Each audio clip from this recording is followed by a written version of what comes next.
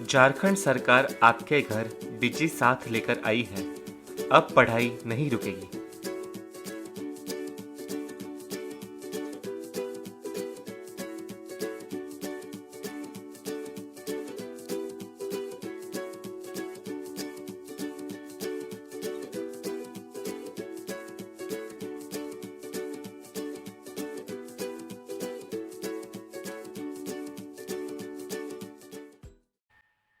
नमस्ते दोस्तों, आप सबका झारखंड सरकार के डिजी साथ प्रोग्राम में स्वागत है।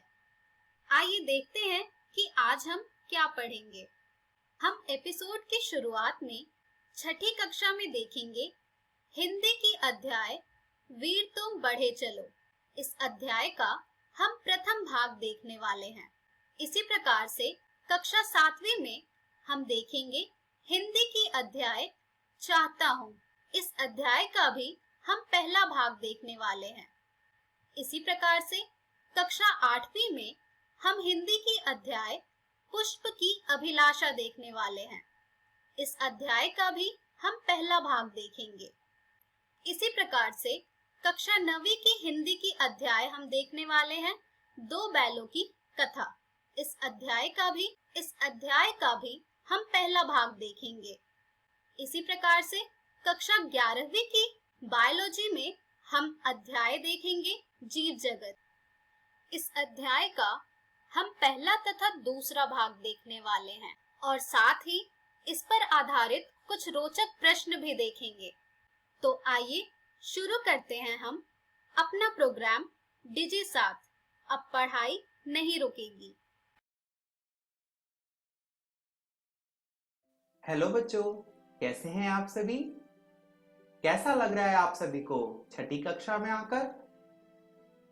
आज हम छठी कक्षा की हिंदी की किताब का पहला पाठ पढ़ने जा रहे हैं, जिसका नाम है वीर तुम बढ़े चलो। आज हम सबसे पहले वीर तुम बढ़े चलो कविता को पढ़ेंगे और हम उस कविता को समझेंगे कि उस कविता में क्या बताया गया है। तो चलिए, आप सभी तैयार हैं ना? आप सभी अपनी हिंदी की किताब अपने सामने रख लीजिए। हम उसमें से ही कविता पढ़ेंगे। अच्छा बच्चों, क्या आपके मन में कभी सवाल आता है कि वीर किसे कहते हैं? वीर बहुत ही बहादुर होते हैं, जो कभी नहीं डरते और किसी से भी नहीं डरते। चाहे कुछ भी हो जाए, वो हमेशा आगे बढ़ते रहते हैं। जैसे कि जब 26 जनवरी पर परेड होती है, तो सारे सिपाही बिना डरे आगे बढ़ते रहते हैं। वैसे आज हम ये कविता पढ़ने जा रहे हैं, जो कि एक मार्चिंग सॉन्ग है, यानी प्राण्य गीत है। आइए पढ़ते हैं और समझते हैं कविता वीर तुम बढ़े चलो। पहले मैं पढ़ूंगा, उसके बाद आप पढ़ेंगे। तैयार हैं आप सभी? जोर से बोलिए। चलिए पढ़ते हैं। वीर तुम बढ़े चलो, धीर तुम बढ़े चलो। मेरे बाद आप सभी को पढ़ना है। हाथ में ध्वजा रहे, बाल दल सजा रहे,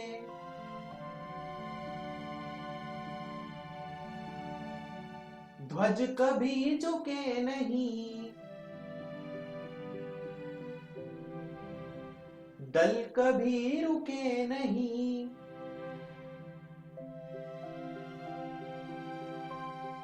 वीर तुम बढ़े चलो, धीर तुम बढ़े चलो।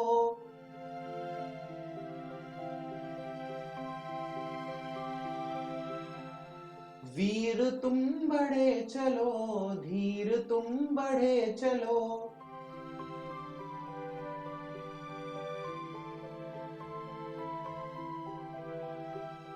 इस कविता की पंक्ति में कवि ने बताया है कि हमें हमेशा मेहनत करनी चाहिए, हम बहुत ही वीर हैं, हम बहुत ही मेहनती और साहसी हैं, बहुत ही बहादुर हैं। इसीलिए हमें हमेशा मेहनत करनी चाहिए और कभी भी अपने देश का ध्वज गिरने नहीं देना चाहिए। ध्वज का मतलब होता है झंडा। हमें कभी भी हमारे देश के झंडे का सर नीचे नहीं करने देना चाहिए और ना ही ऐसी स्थिति उत्पन्न करनी चाहिए जिससे हमारे देश का अपमान हो। हमें हमेशा एक साथ रहने का प्रयास करना चाहिए। तभी कवि कहता है, बाल दल सजा रहे। बाल दल यानी बच्चों का समूह, बच्चों का ग्रुप हमेशा एक साथ रहे। इसीलिए बच्चों हमें एक साथ रहने का प्रयास करना चाहिए। आइए अब आगे की कविता साथ साथ पढ़ते हैं। आगे की कविता है, सामने पहाड़ हो, सिंह की दहाड़ हो, तुम निडर डरो नहीं, तुम निडर डटो वहीं,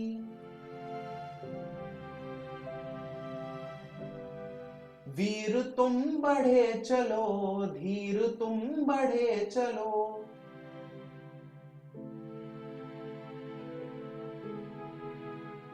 वीर तुम बढ़े चलो, धीर तुम बढ़े चलो।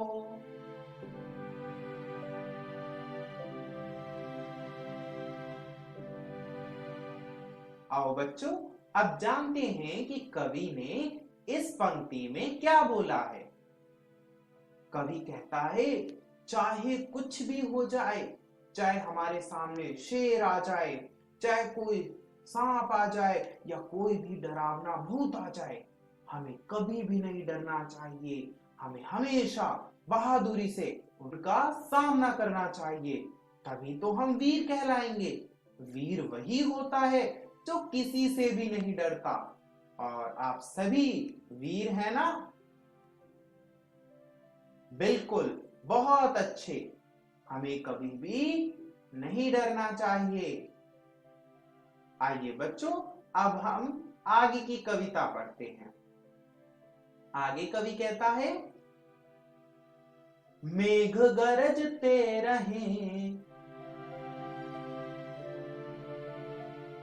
पढ़िए मेरे साथ, मेघ गरजते रहें,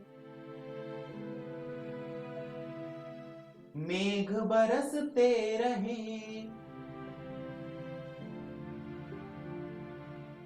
बिजलियां कड़क उठें, बिजलियां तड़क उठें,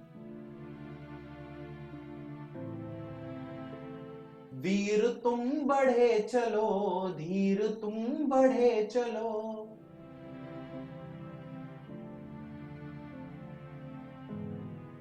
वीर तुम बढ़े चलो, धीर तुम बढ़े चलो।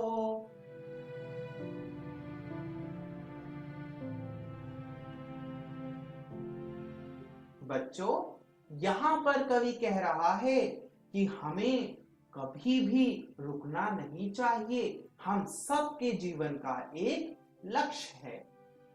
आप में से बहुत सारे बच्चे, कोई डॉक्टर बनना चाहेगा, कोई इंजीनियर बनना चाहेगा, कोई पायलट बनना चाहेगा, तो कोई साइंटिस्ट बनना चाहेगा। अगर आप सब डर जाओगे तो इतने सारे काम कैसे कर पाओगे? इसीलिए हमें कभी भी बारिश हो या कोई भी आफत आ जाए या कोई भी परेशानी आ जाए, कभी भी डरना नहीं चाहिए और बड़ी बहादुरी से हर परिस्थिति का सामना करना चाहिए और लगातार आगे बढ़ते रहना चाहिए। इसीलिए तो आप वीर कहलाएंगे। बच्चों मुझे लगता है आप सभी को आज बहुत मजा आया। आइए देखते हैं कि आज हमने क्या क्या सीखा। आज तो हमने बहुत सारी चीजें सीख ली। आज हमने सबसे पहले जाना कि कवि जो है वो हर स्थिति में आगे बढ़ने के लिए क्यों कह रहा है। वो बार बार ये कह रहा है ना कि वीर तुम बढ़े चलो, धीर तुम बढ़े चलो, क्यों आगे बढ़ते रहो, ये हमने जाना। और कविता का अर्थ भी हमने जाना। मुझे पता है कि आपको यह वीडियो देखकर बहुत अच्छा लगा है और घर जाकर आप इस कविता को फिर से पढ़ना चाहोगे। तो यही करना है, आप घर जाकर ये वाली कविता पूरी पढ़कर आएंगे जो कि आपकी हिंदी की किताब में लिखी हुई है।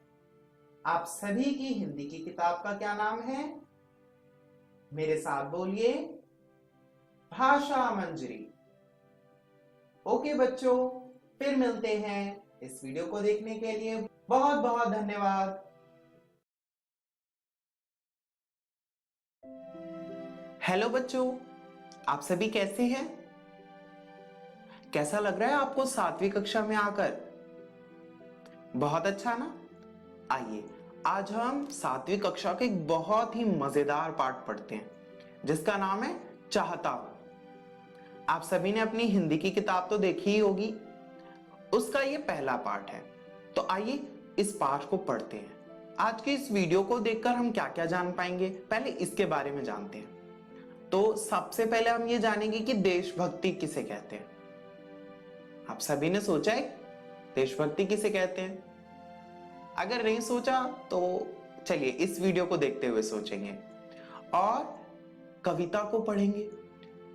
आपने बहुत सारी कविता पढ़ी होंगी, तो इस वाली कविता को, जो 7वीं क्लास की कविता है, इसको कैसे पढ़ना है वो भी देखेंगे और चाहता हूं कविता का अर्थ जानेंगे।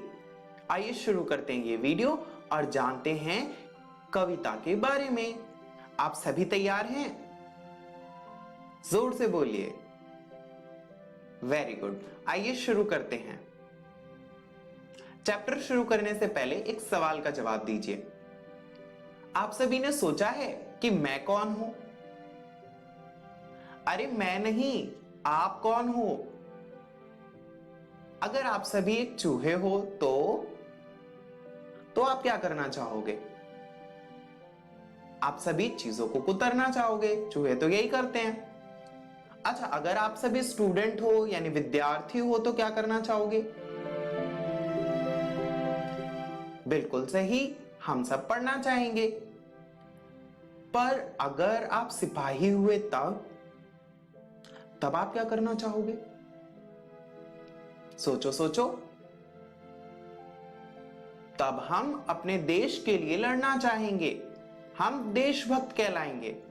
अब ये देशभक्ति क्या होती है? दरअसल देश के लिए सब कुछ करना, देश से प्रेम करना देशभक्ति कहलाती है। जैसे कि हम मंदिर में जाकर ईश्वर की भक्ति करते हैं, उसी तरह हम सिपाही बनकर देश की भक्ति करते हैं। अब ये जो कविता हम पढ़ेंगे ना, चाहता हूं, ये भी एक सिपाही की कविता है जो युद्ध पर जा रहा है और ये बता रहा है कि वो देश के लिए क्या क्या करना चाहता है। आप सभी जानना चाहते हो कि सिपाही क्या क्या करना चाहता है? जोर से बोलो एक बार। बिल्कुल सही। तो आइए शुरू करते हैं। कविता है, मन समर्पित तन समर्पित और यह जीवन समर्पित, चाहता हूं देश की धरती, तुझे कुछ और भी दूं। आइए पहले हम इन दो लाइन का अर्थ जानते हैं, मीनिंग जानते हैं, फिर उसके बाद हम आगे की कविता पढ़ेंगे।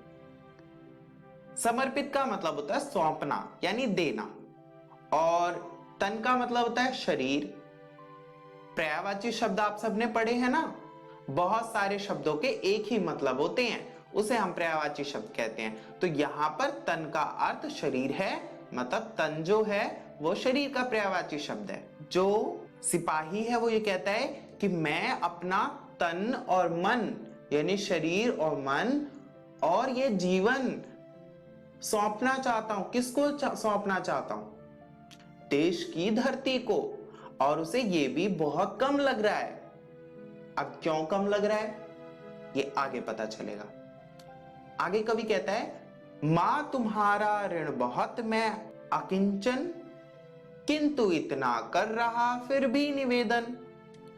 अब माँ कौन है? माँ मतलब भारत माता। तो जो माँ का ऋण, ऋण का मतलब होता है उधार, तो जो भारत माता का उधार है ना, वो सिपाही पर बहुत ज्यादा है। कैसे है? कौन सा उधार है? भारत माँ ने क्या सिपाही को पैसे दिए बहुत सारे? नहीं, ये जो हमें स्वच्छ हवा मिलती है, ये जो स्नेह मिलता है, और इतने सुंदर सुंदर अनाज हैं, फूल हैं, पुष्प हैं, वायु है, ये सारी चीजें क्या हैं? हमें भारत माँ से ही तो मिली हैं। और इसीलिए जो सिपाही है वो कह रहा है कि मुझ पर ये उधार है। अकिंचन का मतलब होता है गरीब, और सिपाही तो बहुत गरीब है, उधार बहुत बड़ा है। पर फिर भी जो सिपाही है वो कह रहा है कि मैं ये विनती कर रहा हूं कि मैं अपना सब कुछ आपको सौंपना चाहता हूं। यानी सिपाही क्या करना चाहता है? अपना सब कुछ भारत माँ को सौंपना चाहता है। चलिए आगे देखते हैं कि क्या कहता है सिपाही। सिपाही कहता है, थाल में लाऊं सजाकर भाल जब भी, दया कर स्वीकार लेना यह समर्पण। अब थाल तो होती है बड़ी सी थाली, अब भाल क्या होता है? भाल का मतलब होता है सिर, सिर मस्तक जिस पर हम तिलक लगाते हैं ना, वो। तो सिपाही कह रहा है कि जब भी मैं अपना सिर थाली में सजा कर लाऊं तो उसे स्वीकार कर लेना, यानी मेरे प्राण भी देश के लिए मैं दे सकता हूं। और जब मैं ऐसा करूं तो हे भारत माता उसे स्वीकार कर लेना। यही इस लाइन का मतलब है। आइए अब हम आगे की पंक्ति पढ़ते हैं। सिपाही कहता है, मान अर्पित प्राण अर्पित, रक्त का कण कण समर्पित। तो मान का मतलब होता है सम्मान, अर्पित का मतलब होता है सौंपना, प्राण का अर्थ होता है जान। तो सिपाही कह रहा है कि मैं अपना सम्मान भी आपको सौंप देता हूं, अपने प्राण भी आपको सौंप देता हूं। रक्त का मतलब होता है खून।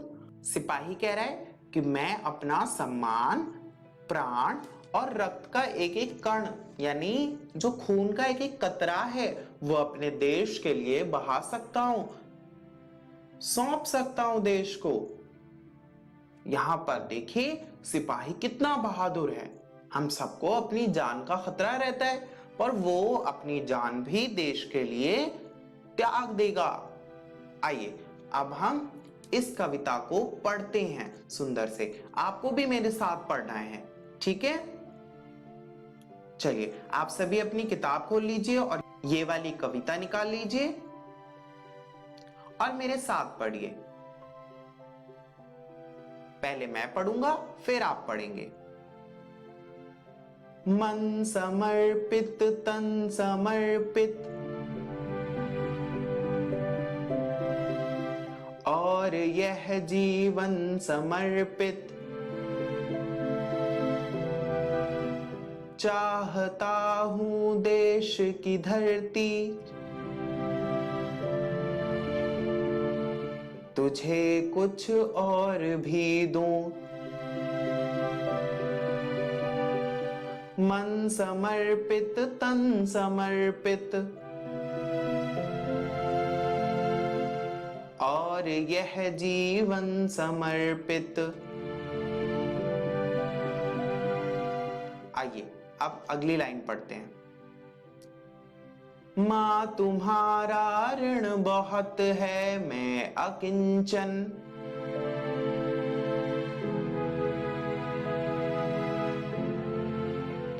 किंतु इतना कर रहा फिर भी निवेदन।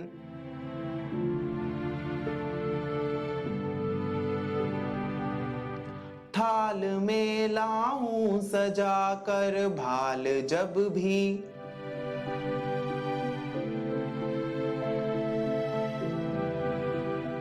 कर दया स्वीकार लेना यह समर्पण।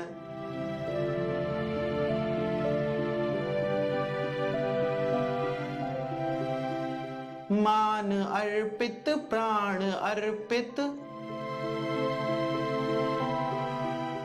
रक्त का कण कण समर्पित, चाहता हूं देश की धरती, तुझे कुछ और भी दूं, मन समर्पित तन समर्पित, और यह जीवन समर्पित, चाहता हूं देश की धरती, तुझे कुछ और भी दूं।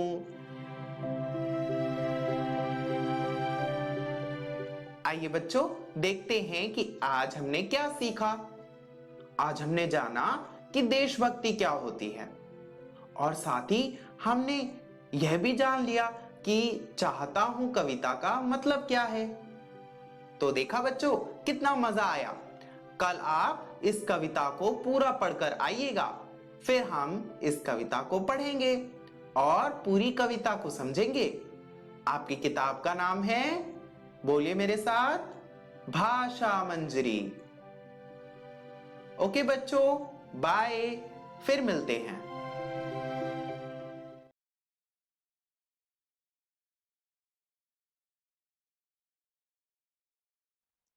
हेलो बच्चों, कैसे हैं आप सब?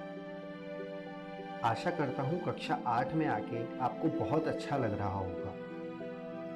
बच्चों, कक्षा 8 में अब आप बड़ी क्लास में आ गए हैं, तो मन लगा के पढ़ाई कीजिएगा, क्योंकि आगे आपको बहुत आगे जाना है और बहुत सारी पढ़ाई करनी है, इसलिए मन लगाकर पढ़ाई कीजिएगा। चलिए, आपकी कक्षा 8 के हिंदी के पाठ्य पुस्तक भाषा मंजरी के पहली कविता पढ़ते हैं, जिसका नाम है पुष्प की अभिलाषा। तो आइए जानते हैं कि इस वीडियो में हम क्या पढ़ेंगे। इस वीडियो में हम इस कविता का प्रसंग देखेंगे और इस कविता की व्याख्या करेंगे कि ये कविता हमसे क्या कहना चाहती है, जो कवि है वो हमसे क्या कहना चाहते हैं। बच्चों, क्या आप सभी को पता है कि इस कविता के कवि कौन हैं? इस कविता के कवि का नाम है माखनलाल चतुर्वेदी। याद रखिएगा आप सभी। तो चलिए आगे बढ़ते हैं और इस कविता पुष्प की अभिलाषा का प्रसंग देखते हैं। तो प्रस्तुत कविता जो है, जो आपके सामने यह कविता दी गई है, पुष्प की अभिलाषा, यह युगचरण नामक काव्य ग्रंथ से उद्धृत है। युगचरण नामक एक काव्य ग्रंथ है, उसी से ये कविता ली गई है। और इस कविता से क्या पता चलेगा? इस कविता में हम देखेंगे कि किस तरह पुष्प जो है वो माली से संवाद कर रहा है, माली से बातें कर रहा है। और पुष्प की अभिलाषा का मतलब है, अब यहां देखिएगा बच्चों, पुष्प का पर्यायवाची शब्द होता है फूल और अभिलाषा का पर्यायवाची शब्द होता है इच्छा। तो पुष्प की अभिलाषा का मतलब हो गया फूलों की इच्छा। याद रखिएगा ये दोस्तों, आपको परीक्षा में भी पूछा जा सकता है कि पुष्प की अभिलाषा का मतलब क्या है, या फिर पुष्प का पर्यायवाची शब्द लिखिए और अभिलाषा का पर्यायवाची शब्द लिखिए। तो चलिए आगे बढ़ते हैं और एक बार काव्य पाठ करके देखते हैं। चाह नहीं मैं सुरबाला के गहनों में गूंथा जाऊं, चाह नहीं प्रेमी माला में बिंद प्यारी को ललचाऊं। आइए एक बार इनके कठिन शब्दों का अर्थ देख लेते हैं। सुरबाला का मतलब होता है देव कन्या या फिर अप्सरा। गूंठा का मतलब होता है बांधा, और बिंद का मतलब भी होता है बांधा हुआ। तो इन पंक्तियों का मतलब क्या बनता है? तो इन पंक्तियों में फूल अपनी इच्छा व्यक्त कर रहा है। तो फूलों की क्या इच्छा है कि चाह नहीं मैं सुरबाला के गहनों में गूंथा जाऊं, मतलब कि फूल नहीं चाहता कि वो अप्सराओं के श्रृंगार बने, वो अप्सराओं का श्रृंगार नहीं बनना चाहता। और क्या नहीं चाहता है फूल, और क्या इच्छा है फूल की, कि चाह नहीं प्रेमी माला में बिंद प्यारी को ललचाऊं, यानी कि फूल जो है वो प्रेमियों के लिए माला भी नहीं बनना चाहते हैं। तो वही लिखा है कि चाह नहीं प्रेमी माला में बिंद प्यारी को ललचाऊं, यानी कि प्रेमी माला में गुंथ कर मैं प्यारी को ललचाऊं, ये चाह भी नहीं रखती है फूल। आशा करता हूं इन 4 लाइन का मतलब आपको समझ आया होगा। तो चलिए एक बार यह नजर डालते हैं कि आज की इस वीडियो में हमने क्या सीखा। आज की इस वीडियो में हमने प्रस्तुत काव्यांश का भाव देखा और आप सभी को अब पता चल गया होगा दोस्तों कि प्रस्तुत काव्यांश का भाव क्या है और फूल कहां कहां नहीं रहना चाहते। पहली 4 पंक्ति का जो अर्थ अभी हमने जाना है उससे आपको यह पता चल गया होगा कि फूल कहां कहां नहीं रहना चाहते। अब बच्चों घर जाके आप लोग इन सवालों के जवाब जरूर लिखिएगा और अपनी किताब भाषा मंजरी भाग 3 की पहली कविता जो है, जो पेज नंबर 1 पे है, पृष्ठ संख्या 1 पर है, उसको जरूर पढ़ लीजिएगा। आइए एक नजर डालते हैं, अगली वीडियो में हम शेष कविता के बारे में जानेंगे, तो कृपया घर से शेष कविता पढ़कर आए। यह पुस्तक भाषा मंजरी भाग 3 में है। आशा करता हूं बच्चों आपको बहुत मजा आया होगा ये कविता पढ़ के।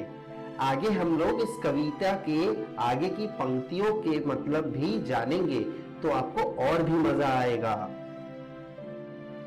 तब तक के लिए धन्यवाद।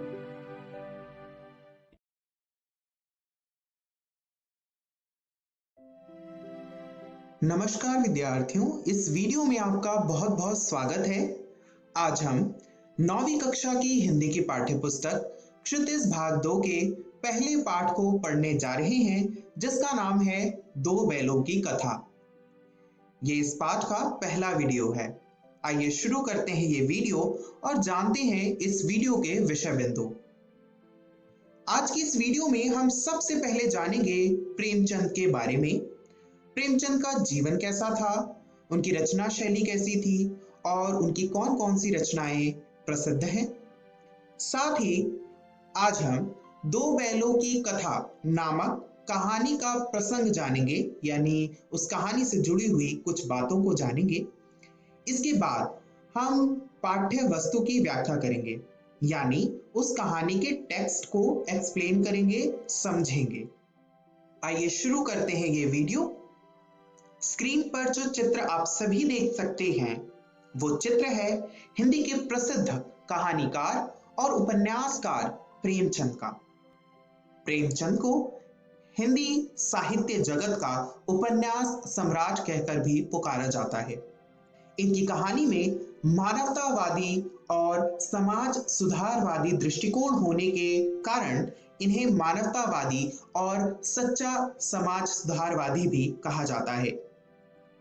प्रेमचंद ने अपने जीवन काल में 300 से अधिक कहानियां और 11 हिंदी उपन्यास तथा 13 उर्दू उपन्यास लिखे।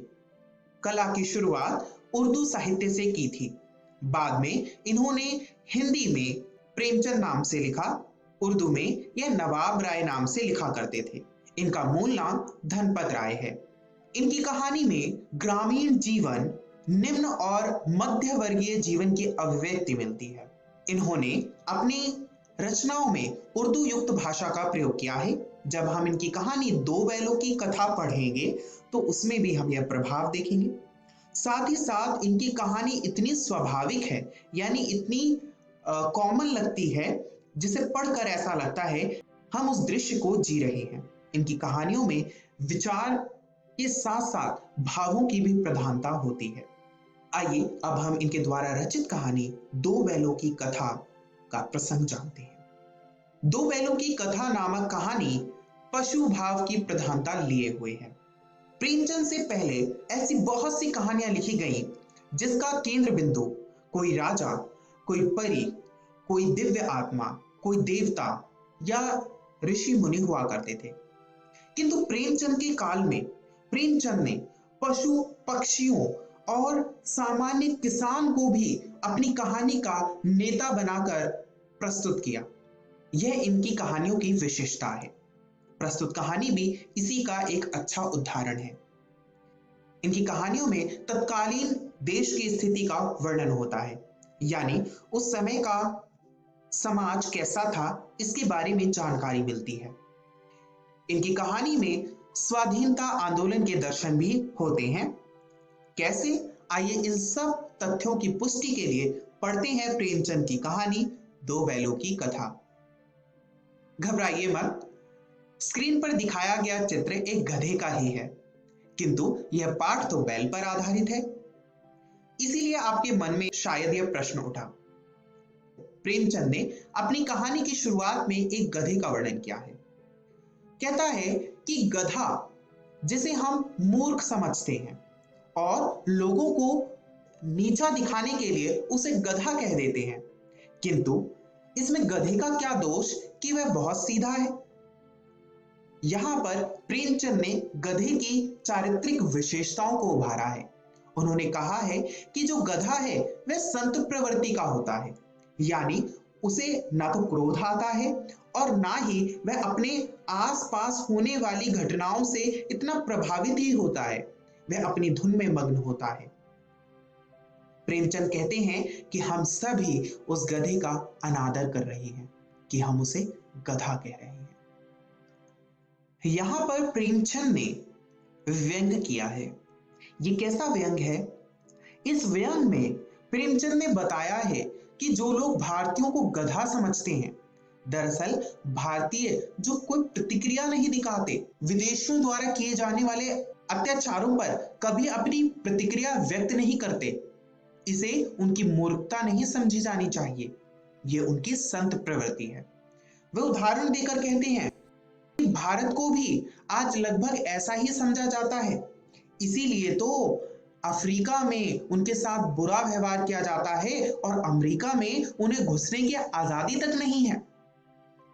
ध्यान रखिए विद्यार्थियों, यहां पर यह कहानी उस समय की है जब देश आजादी की लड़ाई लड़ रहा था। इस समय में भारतीयों के साथ बहुत अत्याचार किया जाता था। आइए अब हम आगे की कहानी जानते हैं। प्रेमचंद अब बैलों का प्रयोग करके कहानी प्रारंभ करते हैं।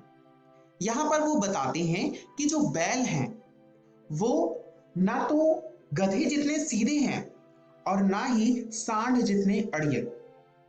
हाँ, कभी कभी क्रोध तो आ जाता है और अब भारतीय गधे से बैल बन गए हैं। और आप इस कहानी को स्वतंत्रता संग्राम से जोड़ते हुए चलेंगे तो आपको यह कहानी बहुत बेहतर तरीके से समझ में आएगी। स्वतंत्रता संग्राम का अध्ययन आप अपनी इतिहास की कक्षाओं में कर चुके होंगे। इसी आशा के साथ आइए कहानी शुरू करते हैं। प्रेमचंद कहते हैं कि झूरी नाम के व्यक्ति के दो बैल थे। एक का नाम था हीरा और एक का नाम था मोती। दोनों ही पछाई जाति के बहुत ही हष्ट पुष्ट बैल थे। गांव में इनके जैसा बैल किसी और का ना था। ये बहुत ही कर्मठ और बहुत ही सुंदर बैल थे। झूरी और हीरा मोती आपस में एक दूसरे को बहुत प्रेम करते थे। जहां ये बैल अपने मालिक से प्रेम करते थे, वहीं इनका आपस में भी बहुत गहरा संबंध था। दोनों बैल आपस में एक दूसरे के बहुत ही अच्छे मित्र बन गए थे। हीरा और मोती की मित्रता प्रसिद्ध थी। दोनों में बहुत ही भाईचारा था और ये एक दूसरे से अपना प्रेम चाट और सूंघ कर प्रकट किया करते थे। ये एक दूसरे को सींग लगाकर खेला करते थे, जैसा पशु सामान्य तौर पर करते हैं। और जब इन दोनों को एक साथ एक हल में जोता जाता तो दूसरे की हमेशा यह कोशिश रहती कि वह सबसे अधिक भार उठाए। इससे हमें दोनों की मित्रता का पता चलता है। एक बार की बात है कि झूरी की पत्नी का एक भाई था जिसका नाम था गया, जिसको बैल की जरूरत थी। इसीलिए गया ने झूरी के बैल उधार ले लिए। जब बैल गया के घर जा रहे थे तो उन्हें ऐसा लगा कि झूरी ने उन्हें बेच दिया। वह गया के साथ उसके घर जाने में कोई रुचि नहीं रखते थे, इसीलिए रास्ते भर उसको तंग करते रहे। इसके लिए उनके साथ बुरा व्यवहार भी किया गया।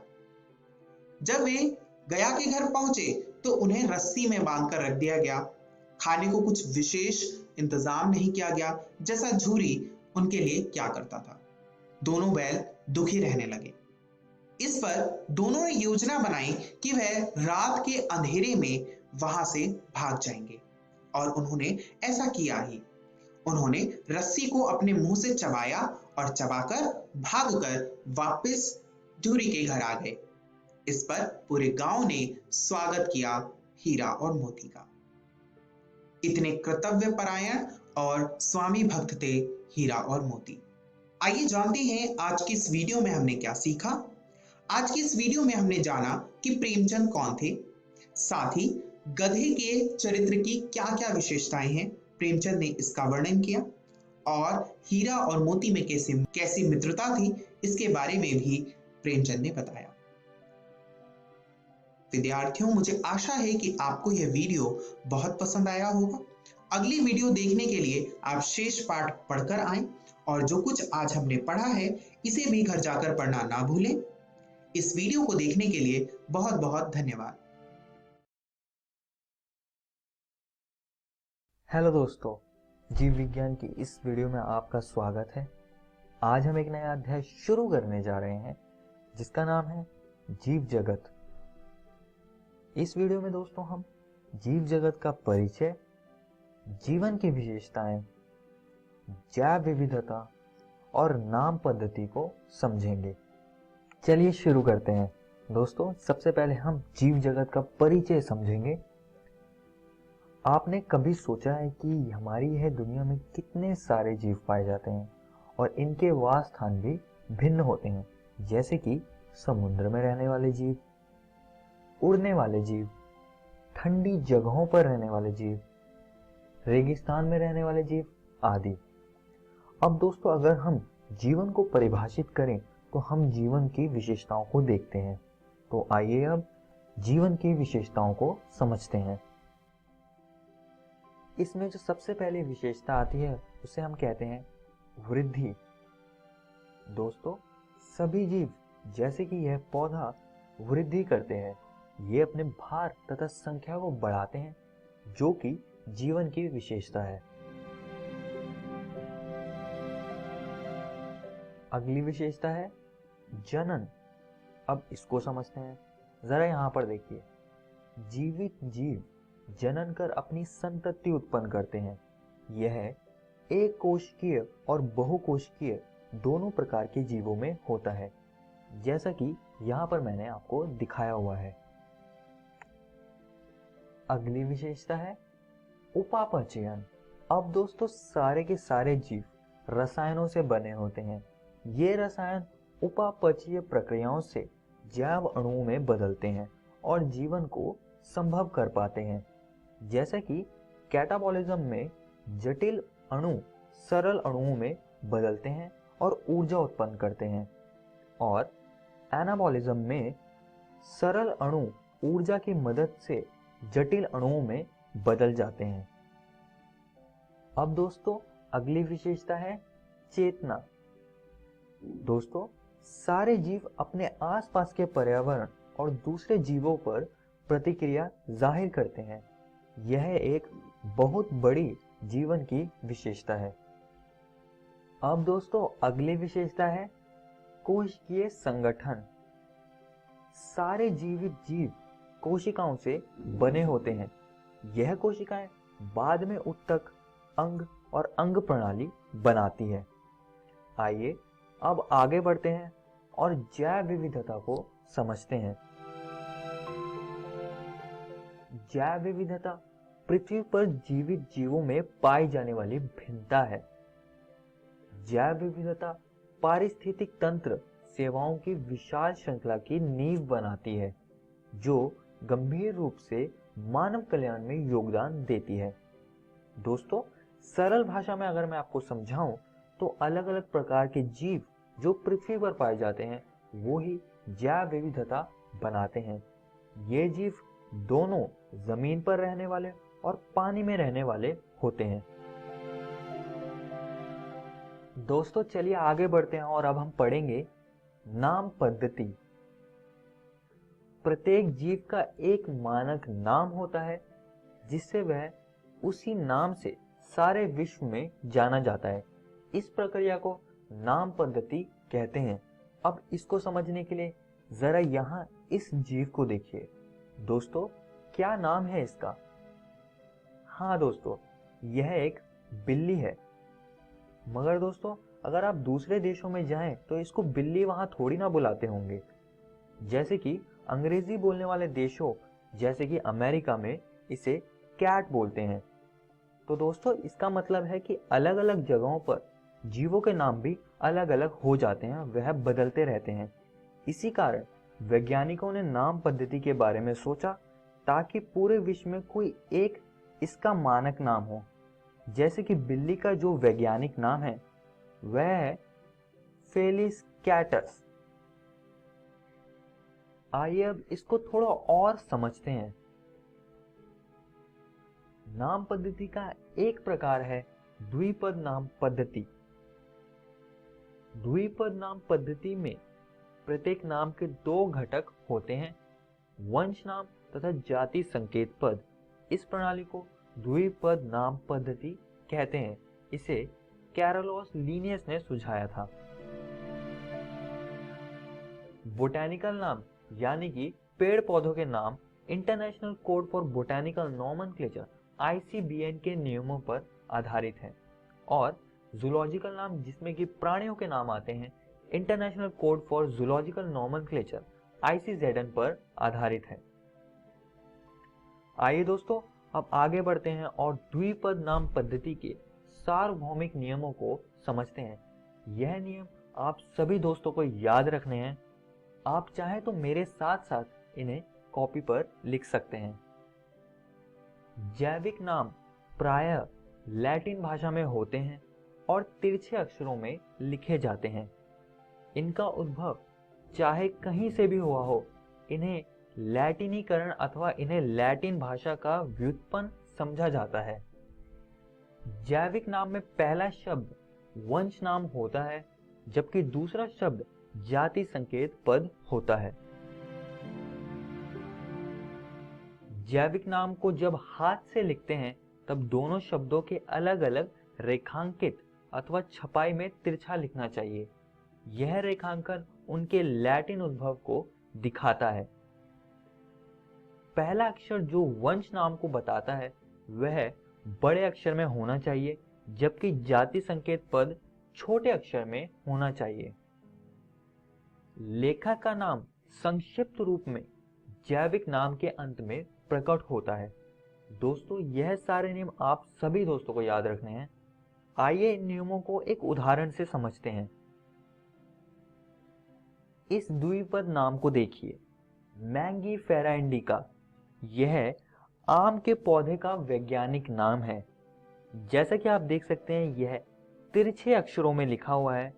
पहला वंश नाम है जो कि बड़े अक्षर से शुरू होता है और दूसरा जाति संकेत पद है जो कि छोटे अक्षर आई से शुरू हो रहा है। और दोस्तों, हाथ से लिखते वक्त इन दोनों घटकों को रेखांकित करना जरूरी है। दोस्तों, इस वीडियो में हमने जीवन की अलग अलग विशेषताओं को समझा, हमने जैव विविधता के बारे में बात करी और हमने नाम पद्धति को भी जाना जिसमें कि हमने वैज्ञानिक नाम कैसे लिखते हैं और उसके सार्वभौमिक नियम क्या है उन पर हमने चर्चा करी। दोस्तों, आज हमने आपके NCERT किताब के ये 3 टॉपिक्स को कवर कर लिया है। आप इनको जरूर घर से पढ़कर आइएगा, किताब से पढ़कर आइएगा। और अगली वीडियो में हम सिस्टमैटिक्स, वर्गीकी संवर्ग और वर्गीकी सहायता साधन के बारे में बात करेंगे।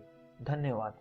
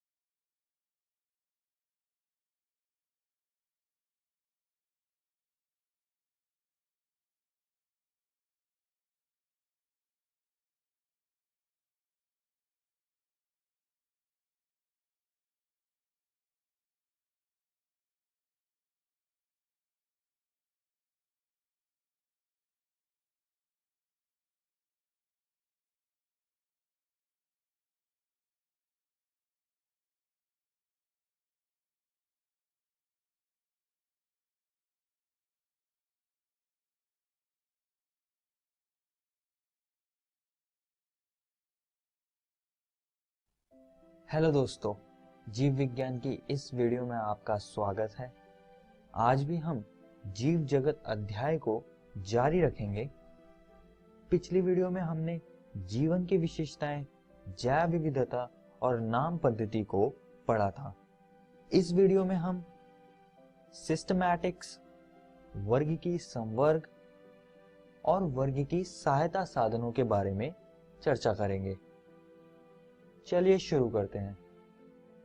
सबसे पहले हम वर्गीकी को समझेंगे। दोस्तों, पिछली वीडियो में जैसा कि हमने बात की थी कि इस दुनिया में कई सारे प्रकार के जीव पाए जाते हैं और इन्हीं जीवों को हम अलग अलग वर्गों यानी कि टैक्सा में रखते हैं ताकि इनका अध्ययन अच्छे से हो पाए। आइए अब हम वर्गीकी के आधार को समझेंगे। इसमें जो सबसे पहला है उसे हम कहते हैं विशेषीकरण। इसमें हम जीवों की विशेषताएं यानी कि उनके फीचर्स को जानते हैं। दूसरा है पहचानना। अब जब जीवों का वर्णन सही तरह से किया हो तो हम उनको पहचान सकते हैं और उनको हम वर्ग में डाल सकते हैं। तीसरा है वर्गीकरण। इसमें जीवों को उनकी कॉमन कैरेक्टरिस्टिक्स के आधार पर हम उनको वर्गों में रखते हैं जिससे कि उनका अध्ययन और आसानी से हम कर सकें। चौथा है नाम पद्धति। इसमें जीवों का एक मानक नाम रखा जाता है जैसे कि हमने पिछली वीडियो में पढ़ा था, जो कि पूरे विश्व में एक समान होगा, जैसे कि होमो सेपियंस मानवों का वैज्ञानिक नाम है। आइए दोस्तों अब हम सिस्टमैटिक्स को समझेंगे। इसके अंतर्गत विशेषीकरण, पहचान, वर्गीकरण, नाम पद्धति तथा विकासवादी अध्ययन भी आता है। दोस्तों, वर्गीकी और सिस्टमैटिक्स में सिर्फ यही अंतर है कि इसमें हम एक और प्रक्रिया जोड़ देते हैं जो कि है विकासवादी अध्ययन, जिससे कि हम जीवों को क्लासिफाई करते हैं। सिस्टमा नेचर लिनियस द्वारा लिखी पुस्तक है, जैसा कि आप चित्र में देख सकते हैं, जिसमें वर्गीकी का व्याख्यान किया गया है। आइए दोस्तों आगे बढ़ते हैं और पढ़ते हैं वर्गीकी संवर्ग को। अब दोस्तों, वर्गीकरण की सारी प्रक्रिया होने के बाद हम जीवों को वर्गीकी संवर्ग में रख देते हैं। इसमें 7 वर्गक यानी कि टेक्सॉन आते हैं। आइए अब इनको समझते हैं। जो इसमें सबसे पहला है उसे हम कहते हैं स्पीशीज। दूसरा है वंश। तीसरा है कुल। चौथा है गण। पांचवा है वर्ग। छठा है संघ और सातवां है जगत। अब दोस्तों, स्पीशीज में वो जीव आते हैं जिनमें मौलिक समानांताएं होती है और ऐसे ही वंश में संबंधित स्पीशीज आती है, कुल में संबंधित वंश आते हैं और इसी प्रकार से यह जगत तक जाता है। चलिए दोस्तों आगे बढ़ते हैं और अब हम समझेंगे वर्गीकी सहायता साधन को। इसके 5 भाग होते हैं। तो जो सबसे पहला है उसको हम कहते हैं हर्बेरियम। दूसरा है वनस्पति उद्यान। तीसरा है संग्रहालय। चौथा है प्राणी उपवन अथवा चिड़ियाघर और पांचवा है कुंजी अथवा चाबी। अब हम इनको एक एक करके समझेंगे। आइए दोस्तों, सबसे पहले हम हर्बेरियम को समझते हैं। वनस्पति संग्रहालय में पौधों के एक तरह नमूनों को कागज की शीट पर सुखाकर दबाकर परिरक्षित करते हैं। इस पर एक लेबल भी लगा होता है जिस पर पौधे को एकत्र करने की तिथि, स्थान, पौधे का इंग्लिश, स्थानीय तथा वैज्ञानिक नाम, कुल, एकत्र करने वाले का नाम आदि लिखा रहता है। दोस्तों जरा यहां देखिए, हर्बेरियम कुछ इस प्रकार का दिखता है। आइए अब आगे बढ़ते हैं और वनस्पति उद्यान को समझते हैं। जैसा कि नाम से पता चल रहा है, इसमें जीवित पौधों का संग्रहण होता है। तो आइए इसको अब जान लेते हैं। यह जीवित पौधों का संग्रहण होता है और प्रत्येक पौधे पर लेबल लगा रहता है जिस पर वनस्पति यानी कि वैज्ञानिक नाम तथा उसके कुल का नाम लिखा होता है। अब दोस्तों हम वनस्पति उद्यान के कुछ उदाहरणों को समझेंगे। प्रसिद्ध बोटेनिकल गार्डन क्यू जो कि इंग्लैंड में है, इंडियन बोटेनिकल गार्डन जो कि हावड़ा में है और नेशनल बोटेनिकल इंस्टीट्यूट जो कि लखनऊ में है। तो आपको यह सारे उदाहरण याद रखने हैं। दोस्तों जरा इस तस्वीर को देखिए, यह क्यू बोटेनिकल गार्डन की है जो कि इंग्लैंड में है और यह भारतीय वनस्पति उद्यान की तस्वीर है। आइए अब आगे बढ़ते हैं और संग्रहालय को समझते हैं। दोस्तों आपने अपने विद्यालय तथा कॉलेजों में ऐसे संग्रहालय को तो देखा ही होगा। इसमें पौधे एवं प्राणियों को अध्ययन के लिए परिरक्षित किया जाता है। जीवों को परिरक्षित खोल में डालकर जारों में रखा जाता है जिससे वे खराब नहीं होते। आइए अब अगले वर्ग की सहायता साधन की तरफ चलते हैं जो कि है प्राणी उपवन अथवा चिड़ियाघर। दोस्तों आप कभी ना कभी चिड़ियाघर तो गए ही होंगे। चिड़ियाघर में जानवरों को उनके प्राकृतिक आवासों वाली परिस्थितियों में रखने का प्रयास किया जाता है। आइए दोस्तों आगे बढ़ते हैं और समझते हैं कुंजी अथवा चाबी को। यह एक अन्य साधन सामग्री है जिसका प्रयोग समानताओं तथा असमानताओं पर आधारित होकर पौधों तथा प्राणियों की पहचान में किया जाता है।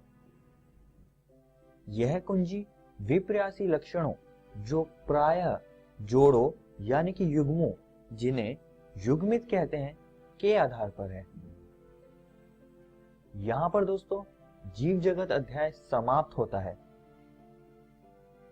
इस वीडियो में हमने सिस्टमैटिक्स को समझा, हमने वर्गीकी संवर्ग के बारे में जाना जिसमें कि हमने इसके 7 टैक्सॉन यानी कि वर्गों के बारे में चर्चा करी और हमने वर्गीकी सहायता साधनों के बारे में भी जाना जिसमें कि हमने हर्बेरियम, वनस्पति उद्यान, चिड़ियाघर, कुंजी और संग्रहालय के बारे में चर्चा करी। दोस्तों मैं यहाँ पर आप सभी को बताना चाहूंगा कि यह सारे टॉपिक आज हमने आपकी एनसीईआरटी किताब के कवर कर लिए हैं। आप इनको जरूर घर से किताब से पढ़कर आइएगा। अगली वीडियो में हम एक नया अध्याय शुरू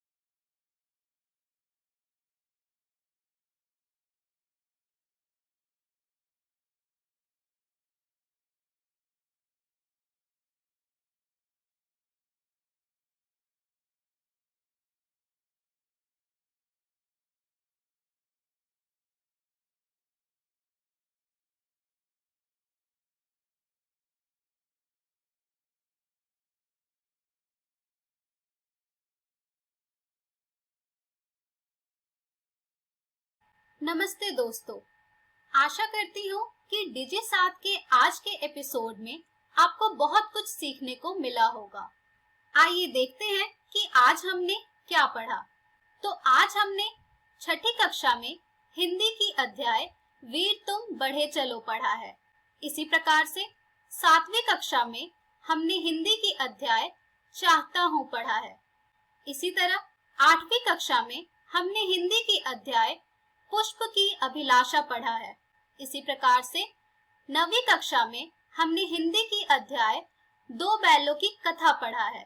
इसी प्रकार से 11वीं कक्षा में हमने बायोलॉजी की अध्याय जीव जगत पढ़ा है। आइए देखते हैं कि हम कल क्या पढ़ेंगे। तो कल हम छठी कक्षा में पढ़ेंगे the emperor and the Nightingale. इसी तरह से 7वीं कक्षा में हम पढ़ेंगे अटिला। इसी तरह से 8वीं कक्षा में हम पढ़ेंगे डैफोडिल्स। इसी प्रकार से 9वीं कक्षा में पढ़ेंगे द लॉस्ट चाइल्ड। और इसी प्रकार से हम 11वीं कक्षा में पढ़ेंगे the portrait of a lady.